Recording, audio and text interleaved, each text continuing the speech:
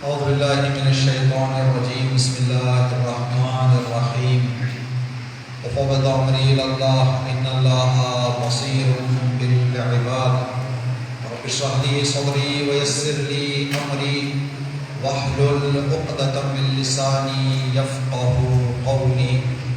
الحمد لله الذي كما هو أهله، والصلاة والسلام والتحية والإكرام على خير الأنام وعلى أهل بيته الطيبين الطاهرين الذين أذهب الله عنهم الرجس وطهرهم تطهيرا.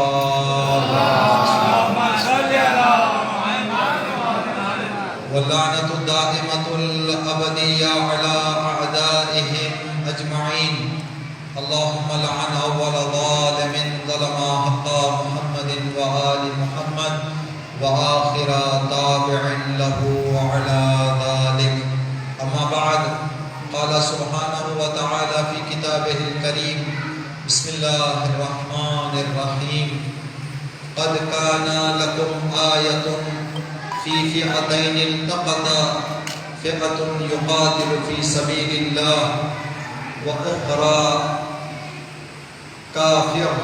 صدق الله العلي العظيم.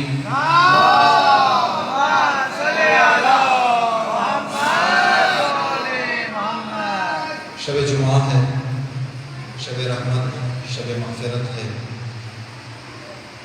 تمام مرحومین مومنین اور مومنات، مخصوصاً جن مرحومین کے اثر ثواب کے لیے فاتحہ خوانی کی گئی ہے، تمام کی مغفرت کے لیے صلوات پڑھنے محمد و آل محمد. شب جمعہ امام حسین علیہ السلام سے منسوب شب ہے.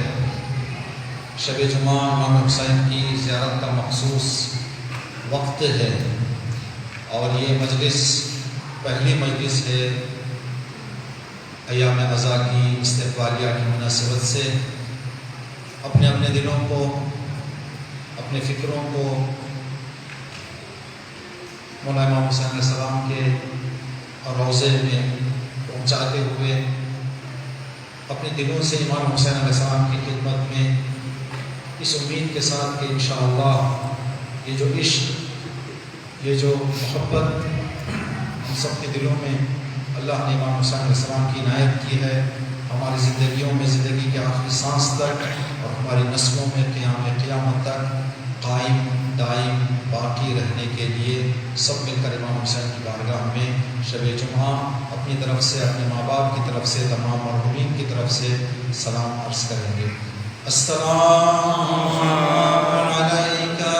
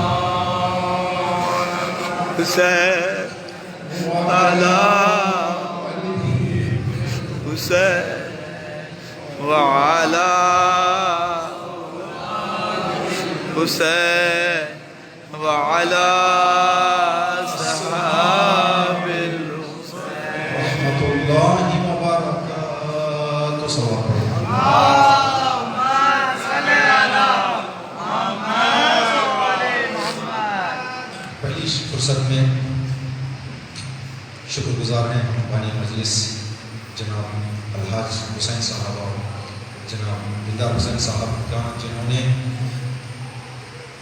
وطن عزیز کے انجمن جعفریہ اور علماء کی بات کی اتباع کرتے ہوئے مجلس عزا کو اس وقت منعقد ہونے کیا. اللہ ان کے اس خلوص کو، اس کی ارادت کو اور اس محبت کو اپنی بارگاہ میں انشاءاللہ قبول فرمائیں. جیسا کہ ناظرین محترم نے فرمایا کہ ان کے والد محترم کی طرف سے جو مجالس کا سلسلہ شروع ہوا ہے، انشاءاللہ یہ سلسلہ قیامت تک اسی طرح سے باقی رہے انشاءاللہ۔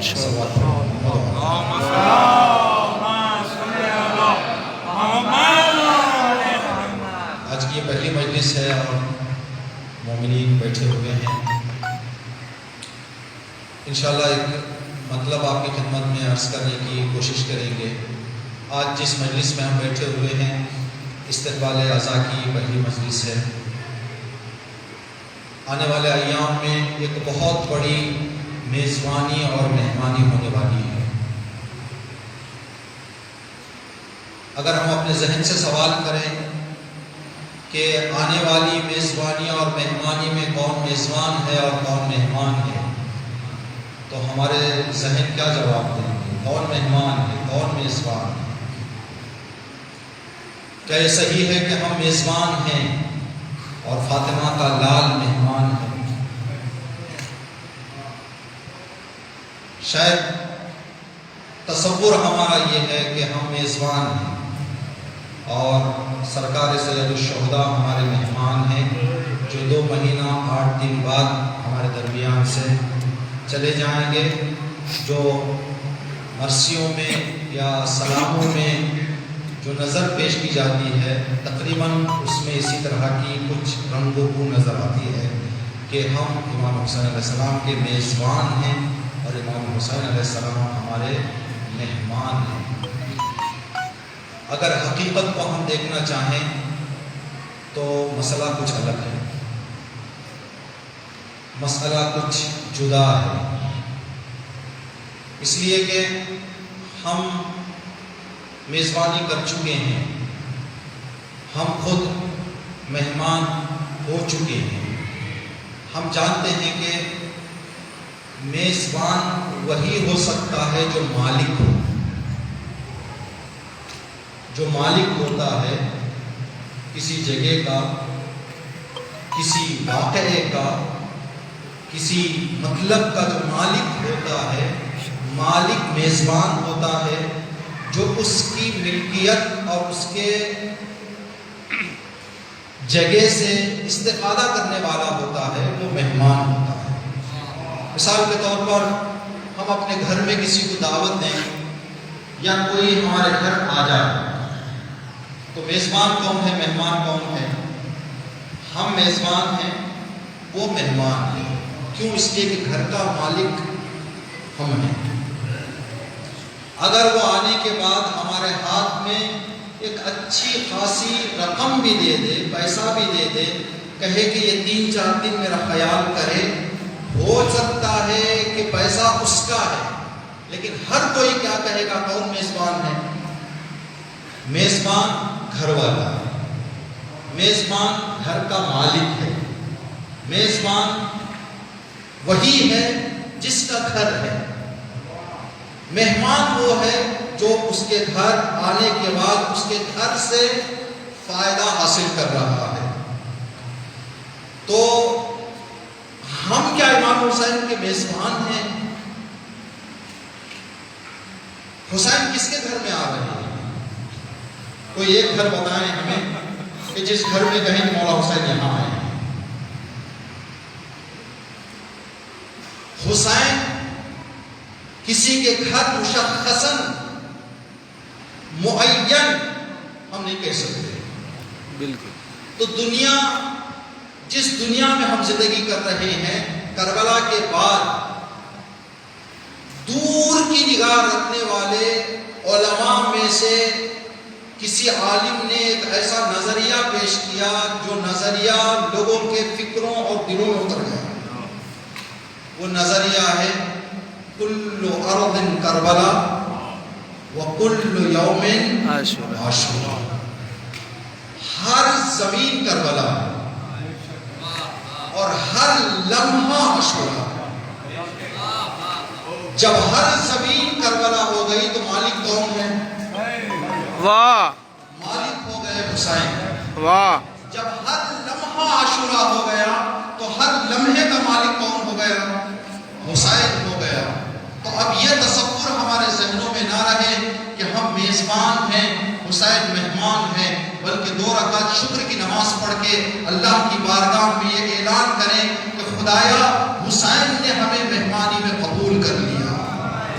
واہ دنیا کے لاتعداد انسانوں میں جنہیں مہمانی کا شرف حسین نے عطا کیا، یہ مختصر ہیں جو بیٹھے ہوئے ہیں،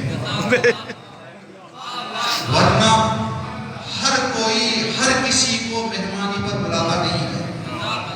اگر ہمارے دروازے پر چلتے پھرتے ہوئے لوگ آ کر دستک دے کر کہیں کہ میں اندر آ جاؤں، تو ہم ہر ایک کو اندر نہیں بلا لیتے، اسی کو بلاتے ہیں جس کے ہمارے دل میں جس کی ذرہ برابر ہی محبت باقی ہو۔ اللہ کا شکر ہے کہ مولا حسین کے دل میں ہمارے حوالے سے کہیں نہ کہیں ذرہ برابر محبت باقی رہ گئی ہے، جگہ باقی رہ گئی ہے، جس کے نتیجے میں حسین نے ہمیں مہمان بلا لیا۔ اب میزبانی اور مہمانی کے کچھ اصول ہیں، میزبانی اور مہمانی کے کچھ اصول ہیں۔ مہمانی کے اصولوں میں سے ایک اصول یہ ہے کہ جب کوئی میزبان کسی کو مہمان بناتا ہے تو اپنی طاقت اور مہمان کی ضرورت کو دیکھ کر کچھ پیش کرے۔ اپنی طاقت، مہمان کی ضرورت، ان 2 چیزوں کو دیکھ کر کچھ سامنے رکھیے۔ اب میزبان کون ہے؟ میزبان ہے حسین ابن علی، مہمان ہیں ہم۔ تو حسین ابن علی کے اختیار میں کیا ہے؟ کل کائنات ہے۔ ہماری ضرورت کیا ہے؟ ہماری ضرورت ہدایت ہے، ہماری ضرورت ہے ہدایت۔ حسین ابن علی کے اختیار میں کل کائنات، تو ہماری ضرورت کو دیکھتے ہوئے مولا ہمارے سامنے کیا پیش کریں گے؟ رسول نے اپنی ہدایت حدیث میں فرما دیا، ان الحسین مصباح الہدی و سفینۃ النجاۃ۔ حسین ہدایت کا چراغ ہے۔ یہ 2 مہینے 8 دن امام حسین علیہ السلام ہدایت کا دسترخوان بچھا رہے ہیں۔ جو آئے جس طرح کی ہدایت لینا چاہے اس دسترخوان میں حاضر ہے۔ اگر گناہگار ہو حر بن کے آ جاؤ، اگر بوڑھے ہو حبیب بن کر آ جاؤ، اگر دوسرے مذہب کے ہو تو وہاب بن کے آ جاؤ، اگر دوسرے فرقے کے ہو تو زہیر بن کے آ جاؤ۔ حسین کا دسترخوان بچھا ہوا ہے۔ واہ بلند ہے، سارا جہاں حسین کی مٹھی میں بند ہے۔ ہے کربلا میں تقاضائے اطلاع، نیزے پہ اچھا سر ہے وہی سر بلند ہے۔ زندہ آباد، زندہ آباد۔ صلوات پڑھتے محمد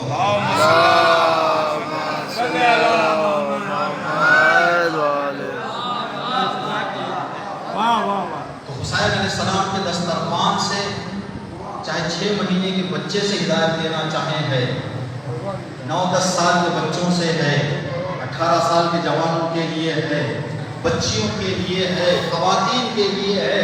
کوئی عمر کا، کوئی فکر کا، کوئی عقیدے کا انسان یہ نہیں کہہ سکتا کہ میں حسین کے دسترخوان سے ہدایت دینا چاہتا ہوں لیکن میرے لیے دستر پر کچھ موجود نہیں ہے۔ واہ اب یہ ہم جیسوں کی کچھ کمی ہو سکتی ہے کہ ہم اس دسترخوان ہدایت سے خالی لوٹ جائیں، خالی ہاتھ واپس چلے جائیں، تو یہ ہماری کوتاہی ہے۔ اس دسترخوان پر، اس کریم ابن کریم کے کرم میں کچھ کمی نہیں ہے۔ واہ واہ اللہ کا لاکھ شکر ہے جس نے ہمیں اس سال بھی محرم کے لیے تیار ہونے کا موقع دیا۔ دیکھیں کچھ ایسی باتیں ہیں جس باتوں میں حقیقت کے ساتھ آپ حضرات سب شامل ہو جاتے ہیں، اس میں کوئی استثناء نہیں رہتا۔ 2-3 دن سے بہت سارے لوگوں کے ذہنوں میں محرم کے مجلسوں کے حوالے سے کیا کرنا ہے فکر آ گئی۔ کچھ ایسے بھی ہیں جن کو ابھی کچھ ہوا ہی نہیں لگی ہے۔ اس کا مطلب یہ ہے کہ حسین علیہ السلام نے اپنے دسترخوان پر انہیں ابھی قبول کرنے نہیں دیا ہے۔ ہمارے ہی وطن میں، ہمارے ہی پڑوس میں، ہمارے ہی گھروں میں کچھ ایسے لوگ ہیں جن کو ابھی بھی وادی سے بہت دور ہے۔ یہ دور نہیں ہے بلکہ وہ دور رہ گئے ہیں۔ ورنہ حسین ابن علی وہ کریم ذات ہے جس نے اپنے قاتل تک کو معاف کرنے کا موقع دیا تھا کہ اگر تو ابھی بھی دل سے مجھ سے معافی مانگ لے تو میں معاف کرنے کے لیے تیار ہوں۔ ابھی آنے والے دنوں کے حوالے سے خود اپنے لیے یہ باتیں عرض کر رہے ہیں، پھر آپ حضرات کے لیے بھرپور فائدہ اٹھانے کی کوشش کریں۔ جو وقت آپ خالی ہیں، اگر اس وقت میں مجلس ہو رہی ہو اور آپ نہ جائیں تو اس 1 گھنٹے کا پچھتاوا اتنا کریں گے کہ جس کا کوئی بدل نہیں۔ یہ موقع یہ محل آنے والا نہیں ہے۔ آج جو کیفیت ہمارے دلوں پر ہے، اگر کل یہی مجلس ہوتی لاکھ کوشش کر لیتے وہ کیفیت نہیں لا سکتے تھے۔ عاشور کے دن جو حالت ہماری ہوتی ہے، لاکھ ماحول بنا لے ویسا ماحول لانے کی کوشش کریں نہیں بن پائے گا۔ جس دن جو ماحول ہوتا ہے اس سے فائدہ اٹھا لینا یہ انسان کی کامیابی اور چالاکی کی نشانی ہے۔ واہ!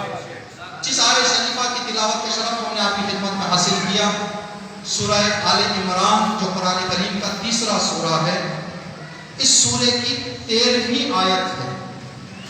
اس کا ترجمہ آپ کی خدمت میں عرض کریں گے، انشاءاللہ ایک سوال بھی پوچھیں گے کہ ترجمہ سننے کے بعد بتائیں کہ یہ آیت کس واقعے کی طرف اشارہ کر رہی ہے۔ سنیں غور سے آیت کو، پھر انشاءاللہ اگر کوئی جواب دے سکتے ہیں تو جواب۔ اللہ رب العزت فرماتا ہے سورہ آل عمران کی آیت نمبر 13 میں، تمہارے لیے دلیل اور ہدایت ہے ان 2 لشکروں کی جنگ۔ تمہارے لیے دلیل اور ہدایت ہے ان 2 لشکروں کی جنگ جس میں سے ایک لشکر خدا کے لیے لڑ رہا تھا، ایک لشکر شیطان کی بات مان کر لڑ رہا تھا۔ خدا کی راہ میں لڑنے والے لشکر کی تعداد اور طاقت کم تھی اور شیطان کی بات پر عمل کرتے ہوئے لڑنے والے لشکر کی تعداد اور طاقت زیادہ تھی، لیکن کامیابی راہ حق میں لڑنے والوں کو ملی۔ اس واقعے میں صاحبان فکر کے لیے درس ہے، عبرت ہے۔ اب یہ ترجمہ آپ نے سنا، کس واقعے کی طرف اشارہ ہے؟ واقعہ کربلا، بے شک، لیکن جب یہ آیت نازل ہوئی کربلا نہیں ہوئی تھی۔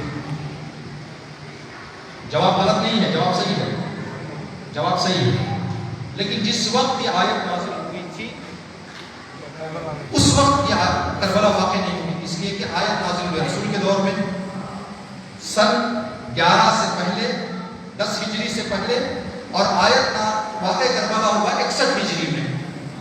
اس آیت کے نازل ہونے کے 50 سال بعد کربلا ہوئی، لیکن یہ آیت کربلا کے بارے میں ہے۔ جب یہ آیت نازل ہوئی کس واقعے کی طرف اشارہ تھا؟ جنگ بدر کی طرف۔ جنگ بدر کربلا کی ایک جھلک ہے، تو جب جھلک کی طرف اشارہ ہے تو مقصد کی طرف بھی اشارہ ہے۔ واہ! قرآن کے بارے میں امام نے فرمایا، 8ویں امام نے، کہ قرآن ہر دن ویسا ہے جیسا نیا سورج۔ جس طرح سے کسی دن کا سورج پرانا نہیں ہوتا، ہر دن قرآن بھی نیا ہے۔ اور ایک روایت میں امام نے فرمایا کہ قرآن رکا ہوا نہیں ہے، چل رہا ہے۔ قرآن اصول دیتا ہے، ہر زمانے میں جو ان اصولوں پر آ جاتا ہے اس آیت کے شامل میں ہو جاتا ہے۔ جنگ بدر کی طرف اشارہ ہے، جس جنگ میں 2 لشکر آمنا سامنا ہوئے، ایک راہ خدا میں لڑنے والا اسلامی لشکر، ایک راہ کفر میں لڑنے والا مشرکوں کا لشکر۔ اسلامی لشکر کی تعداد تھی 313 اور لشکر کفر کی تعداد تھی 1000۔ ان کے پاس 7-8 تلواریں تھیں، ان کے پاس 100 کی تلواریں تھیں۔ ان 2 لشکر کی جنگ میں کامیاب راہ اسلام میں لڑنے والا لشکر ہوا۔ تو اللہ فرما رہا ہے یہ لشکر کی جنگ اور کامیابی صاحبان فکر کے لیے عبرت ہے. صاحبان فکر کے لیے عبرت ہے. کیوں ہم نے کہا چلا لشکر اسلام کی تعداد کتنی تھی جنگ بدر میں؟ 313. کربلا میں کتنی تھی؟ 72. کم یا زیادہ؟ 4 گنا کم. وہاں 313 یہاں 72. لشکر کفر کتنے تھے بدر میں؟ 1000. کربلا میں کتنے تھے؟ کربلا میں جو کم سے کم لکھا گیا ہے 30,000، زیادہ سے زیادہ 3 لاکھ. اب ہم 30,000 ہی کو مان لیتے ہیں. تو جنگ بدر میں اور وہاں کربلا کی جنگ میں کافروں کی تعداد کم ہے یا زیادہ؟ مومنین کی تعداد کم. کربلا میں عبرت ہے. اگر بدر فکر کرنے والے کے لیے 3 جنت کے دروازے کھول رہا ہے تو کربلا 40 دروازے اوپن کر رہی ہے. واہ اس لیے کہ عبرت وہاں پر 3 گنا ہے تو یہاں 30 گنا ہے. اب اس عبرت سے ہم جو واقع کربلا ہے، جو 2 مہینے 8 دن ہیں، آپ فضائل سنیں، نوحے سنیں، مرثیے سنیں، آنسو بہائیں، سب کچھ کرنے کے بعد عبرت نہ ہو تو فیل باہر نکلے. واہ سارا 2 مہینہ 8 دن گزر جائے، عبرت سے خالی رہیں تو ہم فیل ہیں. اگر 1-2 مجلس بھی ہم شرکت کر لیں، عبرت لے لیں تو کامیاب. مقصد عبرت، مقصد ہدایت، مقصد سبق، مقصد اصلاح. امام جب نکل رہے تھے تو امام نے کربلا کی طرف نکلتے ہوئے اپنا مقصد بیان کیا تھا. میں نکل رہا ہوں لإصلاح امت جدی، اپنے نانا کی امت کو سدھارنے کے لیے نکل رہا ہوں. تو امام حسین کا مقصد ہے سدھارنا. اگر کوئی کربلا کے واقعے کو سن لے، 2 مہینہ 8 دن بیٹھ جائے، اگر نہ سدھرے، مقصد حسین پہ نہیں اتر رہا. ورنہ امام کا مقصد صرف ہمارے معصوموں کے محتاج استغفر نہیں ہے، ہمارے خرچ، ہمارے وقت کے محتاج نہیں ہے. ہمارے یہاں ایک نعرہ دیا جاتا ہے، ہمارے یہاں 2 قرآن ہیں، یہ قرآن صامت، یہ قرآن ناطق. ایک خاموش قرآن، ایک بولنے والا قرآن. خاموش قرآن جو کاغذات میں ہے، بولنے والا قرآن 14 معصومین کو ہم کہتے ہیں.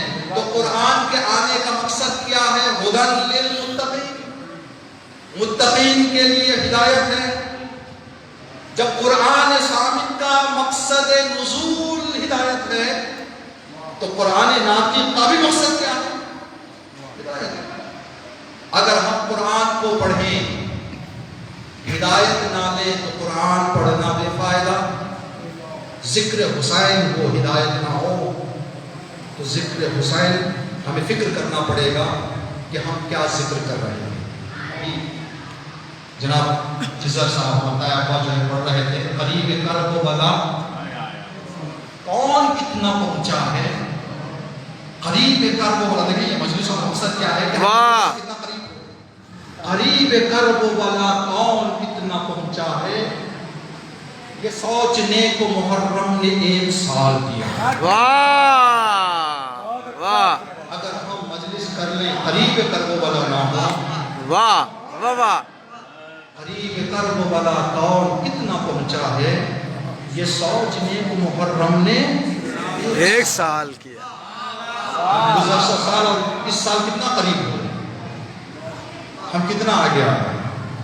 تو مقصد ہے ہدایت. آج 25 ذی الحجہ ہے. 25 ذی الحجہ کا بہت بڑا سبق جو کاروان حسین میں آج سے مجلسیں شروع ہو رہی ہیں، تو ہم نے سوچا کہ تاریخ میں دیکھیں کہ آج کے دن واقع کربلا میں کیا پیش آیا. تو 2 واقعے نظر آئے. وہ 2 واقعے آپ کی خدمت میں عرض کریں گے. ان 2 واقعوں سے کیا عبرت ہمیں لینا ہے، کیا عبرت ہمیں لینا ہے. وہ عبرت آپ کی خدمت میں عرض کریں گے. دوبارہ یہ بات ہم آپ کی خدمت میں عرض کر رہے ہیں، جس مجلس میں بھی جائیں، ذاکر جو بھی ہو، خطیب جو بھی ہو، عالم جو بھی ہو، اگر اس مجلس سے ہدایت لے کر اٹھ رہے ہیں تو کامیاب. واہ اگر صرف کہہ دیں کہ اچھی مجلس تھی، اچھا خطاب تھا، اچھا بیان تھا، یہ اچھا کرنے سے ہمیں کچھ ملنے والا نہیں. اگر ہدایت لے کر اٹھ رہے ہیں تو الحمدللہ، اگر نہیں تو سوچنا پڑے گا. اس لیے کہ امام حسین علیہ السلام ہدایت کا چراغ. امام حسین علیہ السلام، ابھی ایک لفظ بھی ہم کہتے ہیں، امام حسین نے کیا فرمایا؟ انا قتیل العبرات، جس کا ترجمہ ہم کرتے ہیں کہ مجھے رلا کر شہید کیا گیا. نہیں، یہ بھی ہے ترجمہ صحیح ہے.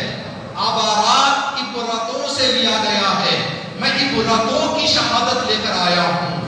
میری شہادت ہر زاویے سے عبرت. انا قتیل العبرات.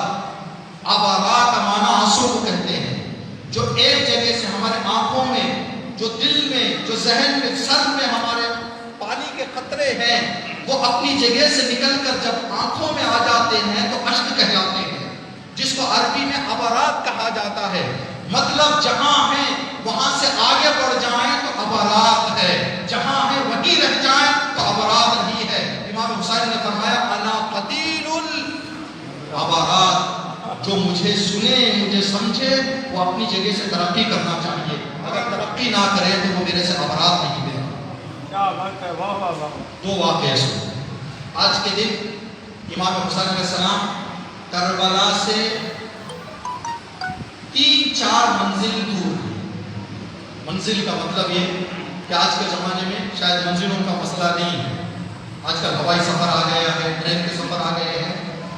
اس زمانے میں جب گھوڑوں پہ سفر ہوتا تھا، راستوں میں پانی کے جگہوں کو مشخص کر کے معین کر دیا گیا تھا کہ اگر قافلہ صبح اتنے بجے مدینے سے نکلے تو اتنے بجے اس پانی کی جگہ پہنچے گا. وہاں جا کر ایک رات رک جاتے تھے، اس کو کہتے ہیں ایک منزل.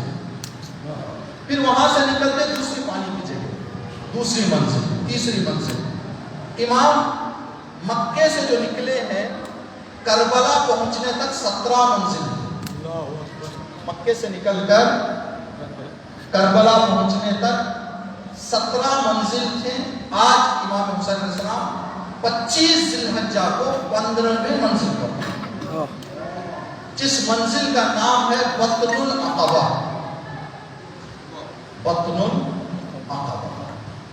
بطن العقبہ جب امام پہنچے، امام نے خیمے ڈالے، بیویوں کو اتارا، سارے موجود تھے. کچھ لوگ کوفے کی طرف سے آ رہے تھے اور کچھ وہیں جہاں پانی ہوتا ہے وہاں کچھ آبادی بھی زندگی کرنا شروع کر دیتی ہے. تو ایک قبیلہ وہاں پر زندگی کر رہا تھا جس قبیلے کا نام اکرمہ. قبیلہ اکرمہ. قبیلہ اکرمہ جب کوئی قافلہ آ کے بیٹھتا تھا تو ان کے لیے بھی خطرہ ہے کہ ان پر حملہ نہ کر دیں، ان پر لوٹنا. آئے قافلے کے بڑے، قبیلے کے بڑے. آنے کے بعد انہوں نے پوچھا کہ آپ کہاں جانا چاہ رہے ہیں؟ تو امام نے وہ گٹھری کھولی جس گٹھری میں کوفے والوں کو خط لکھے ہوئے تھے. امام نے گٹھری کھول کے بتایا کہ مجھے ہزاروں کی تعداد میں خط آئے ہیں، کوفے والوں نے مجھے بلایا ہے. جیسے امام نے یہ فرمایا، اس نے کہا، اس قبیلے کے بڑے نے، مولا جو حالات میں دیکھ رہا ہوں اور جان رہا ہوں، آپ سے میری دستبستہ گزارش ہے کہ واپس چلے جائیں. آپ آگے بڑھ جائیں، اس لیے کہ جن لوگوں نے خط لکھا ہے وہی لوگ تلوار تیار کر کے بیٹھے. آپ یہاں سے واپس چلے جائیں. امام حسین علیہ السلام نے اس قبیلے کے بڑے کو جواب دیا، آپ نے جو کہا ہے ذرہ برابر بھی آپ کی بات غلط نہیں ہے. آپ جو کہہ رہے ہیں حالات بالکل ویسے ہی ہیں. میں آپ کا شکر گزار ہوں جو آپ نے مجھ سے ہمدردی پیش کی. آپ نے مجھ سے ہمدردی کی، ہمارا مقصد آگے کا ہے. امام یہ کہہ کر آگے بڑھے. امام اس کا شکریہ ادا کرنے کے بعد آگے بڑھ گئے. یہ ایک واقعہ پیش آیا. دوسرا واقعہ جو پیش آیا، جب آگے بڑھے امام، چند قدم کے بعد امام نے اپنی زبان سے کہا انا للہ و انا الیہ راجعون. جیسے ہی یہ جملہ اصحاب امام حسین سنتے، دوڑ کر فوراً قریب آ جاتے. مولا کیا مسئلہ ہے؟ مولا کلمہ استرجاع زبان پر جاری کرنے کی علت کیا ہے؟ امام نے فرمایا ابھی میں اپنے سواری پر سوار تھا، ایک لمحے کے لیے میری آنکھ بند ہوئی، میں نے دیکھا کہ کچھ جنگلی کتوں نے مجھے گھیر لیا، جس میں سے ایک خطرناک ہے، بہت خطرناک ہے، جس کی پیشانی پر سفید نشان ہے. وہ مجھ پر بڑھ کر حملہ کر رہا ہے. اصحاب نے کہا کہ مولا اس کا مقصد کیا ہے، اس کی وجہ اس کی تعبیر کیا ہے؟ امام نے فرمایا کہ اس سفر سے میں زندہ نہیں ہوں، اس سفر میں میری شہادت. یہ دو واقعہ آپ نے سنے. جب امام نے یہ جملہ کہا کہ کچھ جنگلی لوگ، کچھ وحشی لوگ، کچھ خونخوار لوگ مجھ پر حملہ کر چکے ہیں، جس میں سے ایک بہت خطرناک ہے جو بڑھ کر مجھ پر حملہ کر رہا تھا، جیسے امام نے یہ فرمایا اور یہ فرمایا کہ اس سفر کا نتیجہ میری شہادت اور جو میرے ساتھ آ رہے ہیں ان کی شہادت ہے، سبوں کے لوگ امام کو چھوڑ کر چلے. جو لوگ مکے سے یہاں تک آئے تھے وہ لوگ امام کا ساتھ چھوڑ کر چلے. اس منزل سے ایک منزل پہلے، جس منزل کا نام منزل زبالہ ہے، منزل زبالہ میں امام حسین کو اپنے 3 بڑے اصحاب کی شہادت کی خبر ملی. مسلم ابن عقیل، ہانی ابن عروہ اور جناب فرزند یحتہ، 3 بڑے صحابیوں کی شہادت کی خبر ملی. تو امام نے دکھ کا اظہار کیا تو منزل زبالہ سے کچھ لوگ واپس چلے. مکے سے جب نکلے 1000 کی تعداد میں تھے، 1000 سے زیادہ. زبالہ سے آدھا قافلہ نکلا. ایک منزل بعد جب امام نے خواب بتایا پھر ایک حصہ چلا. تو کیا عبرت ہمیں مل رہی ہے اس سے، آج کے اس واقعے سے جو امام کے ساتھ پیش آیا ہے کہ ایک حد تک امام حسین کے ساتھ جانا ممکن ہے لیکن ناکامیابی نہیں ہے، بلکہ حسین کے ساتھ آخری منزل تک پہنچنا کامیابی ہے. واہ واہ. اور حسین کے ساتھ شروعات سے آنے والے بہت ہوں گے، آخر تک جانے والے بہت کم ہوں گے، بہت کم ہوں گے. یہ جو کربلا کی داستان، یہ جو کربلا کی یاد ہر سال بتائی جا رہی ہے، یہ صرف سن کر رونے کے لیے نہیں بلکہ حر تیار کرنے کے لیے ہے، حبیب تیار کرنے کے لیے ہے، سہیل تیار کرنے کے لیے ہے، جوان تیار کرنے کے لیے ہے، نوجوان تیار کرنے کے لیے ہے. کس لیے تیار کر رہے ہیں؟ اس لیے کہ آنے والی کربلا بھی ہے جس کے لیے 313 کی ضرورت ہے. واہ واہ. ان مجلسوں سے ہمیں اس 313 کے لیے تیار ہونے کی کوشش کرنی چاہیے. ہمیں کربلا تک نہیں جانا ہے بلکہ کربلا میں رہنا ہے. واہ واہ. محرم سفر ہو سکتا ہے کہ ہم چلتے رہیں. شروعات ہی میں یہ بات یہاں آ گئی ہے. 2 شعر ہیں پاکستان کے، ہمارے پڑوسی ملک کے ایک شاعر ہیں جن کے اچھے خاصے دوہے آتے ہیں، اچھے خاصے قصیدے آتے ہیں. شعراء جان ہیں جناب تکلم، میر تکلم، جو اچھی خاصی فکر رکھتے ہیں، صاحب فکر ہیں جناب تکلم. انہوں نے ہمارے لیے اپنے اشعار میں پیغام دیا اپنے لیے. ہم اپنے آپ کو سوچیں کہ میں زہیر ہوں، میں حبیب ہوں، میں کون ہوں، میرا کردار آج کیا ہے؟ کیا وہ ہوں میں؟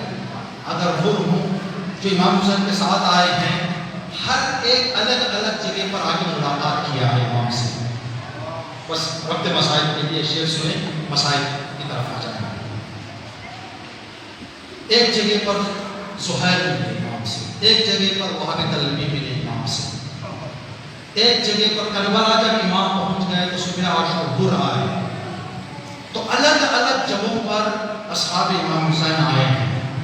تو جناب میر تکلم اس بات کو دیکھ کر اور ہماری زندگی کو دیکھ کر انہوں نے شعر کہا، جانے ہو کس پڑاؤ پہ شامل یہ خاکسار، جانے ہو کس پڑاؤ پہ شامل یہ خاکسار، لشکر تو ہو چکا ہے روانہ امام کا، واہ واہ لشکر روانہ ہو چکا ہے، واہ ہمیں چاہیے کہ جا کر شامل ہو جائے۔ واہ جانے ہو کس پڑاؤ پہ شامل یہ خاکسار، واہ لشکر تو ہو چکا ہے روانہ امام کا۔ پھر ایک اور شعر انہوں نے کہا کہ شب عاشور کا جو چراغ جلایا گیا ہے ہمارے لیے بھی یہ امتحان ہے، غیبت ہے دوستو شب عاشور کا دیا، ہاں واہ غیبت امام زمانہ کی جو غیبت میں ہم زندگی کر رہے ہیں، غیبت ہے دوستو شب عاشور کا دیا، خیمہ نہ چھوڑ کر کہیں جانا امام کا۔ اس غیبت کے دور میں ہمارے ہزاروں کے امتحان ہوتے رہیں گے، کہیں ہم خیمہ چھوڑ کر نہ چلے جائیں۔ غیبت ہے دوستو شب عاشور کا دیا، خیمہ نہ چھوڑ کر کہیں جانا امام کا۔ جس مجلس کے لیے ہم بیٹھے ہوئے ہیں ہم صرف یاد کر رہے ہیں، پتہ نہیں جیسے جیسے کربلا سے قریب حسین کا قافلہ ہو رہا تھا، مولا حسین کے دل پر کیا گزر رہی ہے، بیویوں کے دل پر کیا کیفیت آ رہی ہو رہی ہے۔ آپ اندازہ لگائیں کہ ایک شخص اپنی حمایت میں ہزاروں کے لوگوں کے ساتھ نکلے، ایک منزل پر اس کی بہن دیکھے کہ اب 40-50 باقی رہ گئے ہیں، میرا بھائی اتنے عظیم مقصد کو لے کر جا رہا ہے لیکن میرے بھائی کو لوگ نہ چھوڑ رہے ہیں۔ سخت ہے حسین کے ساتھ رہنا لیکن ناممکن نہیں ہے۔ اللہ اکبر، اللہ اکبر۔ یہ ایام جن ایام میں ہم ہیں، یہ وہ ایام ہیں جن میں حافظ کربلا کی طرف نکل جاتے تھے۔ اگر راستے کھلے رہتے تو آپ میں سے پتہ نہیں کون کون کربلا کرتا، کون کون حسین کے زریح کے سامنے رہتا۔ آج وہ آ کر مولا 2 سال بغیر زیارت کے گزر رہے، مولا یہ دوسرا سال ہے جس سال ہم کھل کر آزاداری نہیں کر رہے ہیں، مولا اس سال بھی ہم برداشت کر لیں گے، کہیں ایسے نہ ہو کہ ہمارا ہر محرم ایسے ہی گزر جائے، ہماری ہر آزاداری ایسے ہی گزر جائے۔ مولا ہم کچھ کریں یا نہ کریں دل ہمارا سکون پا لیتا ہے جب 2 آنسو ہم آپ کی یاد میں بہا لیتے ہیں، مولا ہم آپ کی یاد کر لیتے ہیں تو ہمیں سکون مل جاتا ہے۔ آپ کے غم میں ہمارا سکون چھپا ہوا ہے، آپ کی یاد میں ہمارا اطمینان چھپا ہوا ہے۔ اللہ اکبر۔ آپ کی قدر اور ہماری قدر جاننے کے لیے ایک واقعہ عرض کر دیں گے، مسائل اسی پر ختم ہو جائے گا۔ شب جمعہ تھی، آج ہی کی رات تھی جب ایران سے کاشان سے ایک قافلہ کربلا پہنچا، آج کی رات کربلا پہنچا تھا۔ سب کی تمنا یہ تھی کہ پہلے زیارت کریں گے پھر ہوٹل کو جائیں گے۔ پہنچا قافلہ کربلا کے امام حسین کے روضے میں، جیسے ہی پہنچے زیارت کر لی سارے زائرین نے۔ پھر ایک زائر نے کہا کہ ماتم نہ ہو حسین کے قبر پر، یہ اچھا نہیں لگتا۔ ابھی آپ بیٹھے ہوئے ہیں، آپ سب سے گزارش ہے یہ ابتداء ایام اذان ہے، ایک لوحے پر ماتم کر کے جائیں تاکہ فاطمہ زہرا کے رات کو ہم پرسہ دے کر آگے جائیں۔ آپ سب کھڑے رہے، اگر کچھ مجبوری نہیں ہے ایک لوحے پر ماتم کر کے سب جائیں گے۔ کہا ماتم نہ ہو حسین کی قبر پر تو اچھا نہیں لگتا، ایک نوحہ پڑھیں۔ تو ایک ذاکر نے اپنی ڈائری کھولی تو علی اکبر کا نوحہ نکل گیا، اس نے علی اکبر کا نوحہ پڑھا۔ ماتم کرنے والے ماتم کر رہے تھے، جب ماتم ختم ہو گیا سب اپنے اپنے ہوٹل کے کمروں میں چلے گئے تو جو ذاکر تھا اس نے کیا دیکھا کہ رات ہو گئی ہے، کوئی آ کے دروازہ کھٹکھٹا رہا ہے۔ جب دروازہ کھولا سفر کا تھکا ہوا تھا، نیند سے اٹھا کے दरवाजा खटखटा रहा है। जब दरवाजा खोला देखा कि एक नूरानी शख्सियत खड़ी हुई है, सफेद लिबास पहनी हुई है। कहा आप कौन हैं? कहा मैं वो गरीब तेरा मौला हूँ जिसकी ज़ियारत के लिए तो अपने घर से यहाँ तक आया है। तेरा मौला हुसैन हूँ। कहा मौला आप मेरे दरवाजे तक कहाँ पे गए? मौला क्या हुक्म है? अगर आप मुझे हुक्म दे देते मैं चल के आपकी खिदमत में पहुँच जाता। नहीं, तू मेरा ज़ाहिर है, तू थका हुआ है, तू मुसाफिर है, मैं जानता हूँ तू सुस्त है, मैं तेरे दरवाजे तक आ गया हूँ। मौला कोई हुक्म मेरे लिए है? कहा हाँ, हुक्म तो नहीं, 3 पैगाम है। ये 3 पैगाम मेरे गौर से सुन ले। मौला क्या पैगाम है? मेरा पहला पैगाम ये है, आज के बाद कभी करबला मेरी ज़ियारत को आना और शबे जुम्मा हो तो अकबर का नोहा ना पड़े। जो नोहा पढ़ना चाहता है पढ़ ले, अकबर का नोहा ना पढ़। कहा मौला क्या मैंने कुछ गलत पढ़ दिया? क्या मैं मुझसे कुछ खता हो गई? नहीं, तेरा नोहा सही था, लेकिन शबे जुम्मा मेरी माँ मेरे से मुलाकात के लिए आती है। जब अकबर का नोहा पढ़ा जाता है तो मेरी माँ बेहोश हो।